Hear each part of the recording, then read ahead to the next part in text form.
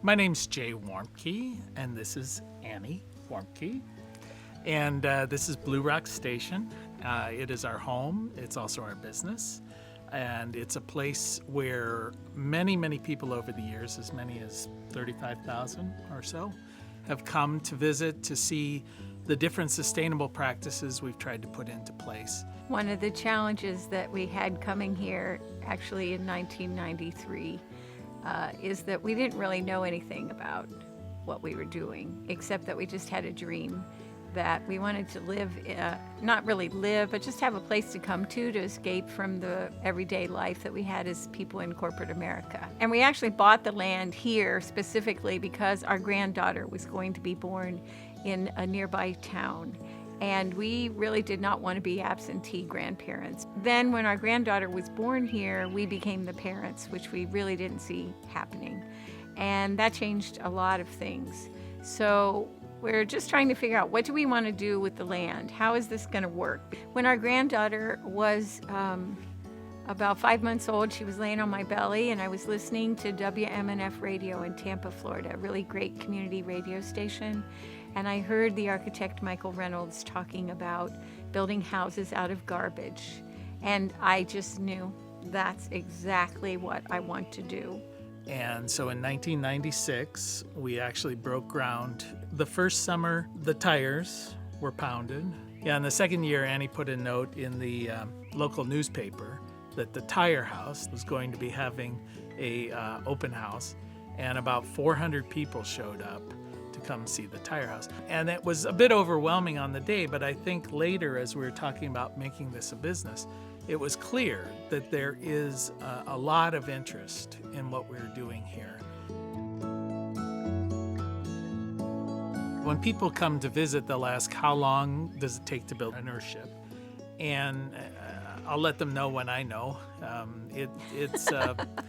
It's a forever project, you know. And sometimes I do get frustrated. I feel like it's never finished. I just want it to be finished. And Annie will remind me, it's not about being finished ever. It's about the process of living. For instance, we have the tiny house project going on, which is a whole different demonstration project. We have the Earthship itself. We've done straw bale buildings. We've experimented with solar electricity, solar thermal, all these different concepts, and I think that it's just limitless. We have to say that our biggest challenge really is community. So almost all of our community live far away, so we just create events so people show up. And we have the internet now, which was not very prevalent in those days. But I think mostly we're just like so rich, the things that we do have. Those challenges kind of fade away sometimes because we found ways to overcome some of it. And we're also super fortunate that we have each other. We enjoy each other's company even after 37 years. We are happy in the morning to sit down and share what we read, you know, or what we learned on the internet that morning or whatever. And so I think it's mostly everything super, super good. The dream come true. When people come here, they think this is a place with an Earthship, and that's the draw. But the buildings and the practices that we do here are not the thing. The thing is what's behind it. The idea of not taking away from the future, using what we have, experimenting, being kind.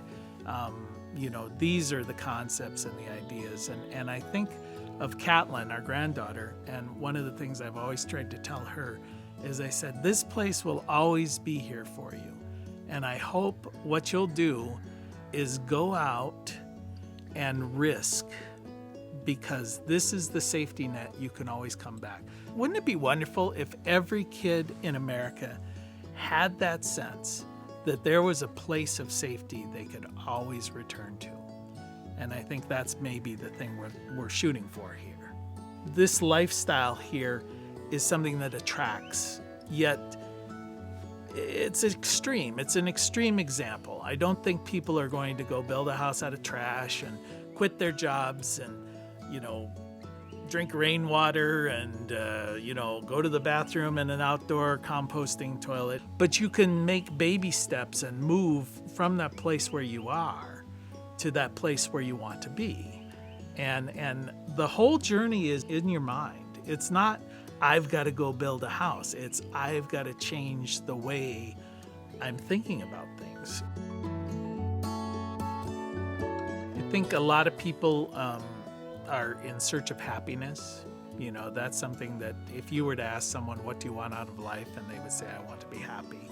I think what we've found is it's more about being content. And I think that's very different. I mean, there are occasions in everyone's life where you're happy, you're giggling, you're laughing, whatever, and times when you're sad. But are you content with your life? And that's, to me anyway, the deeper thing.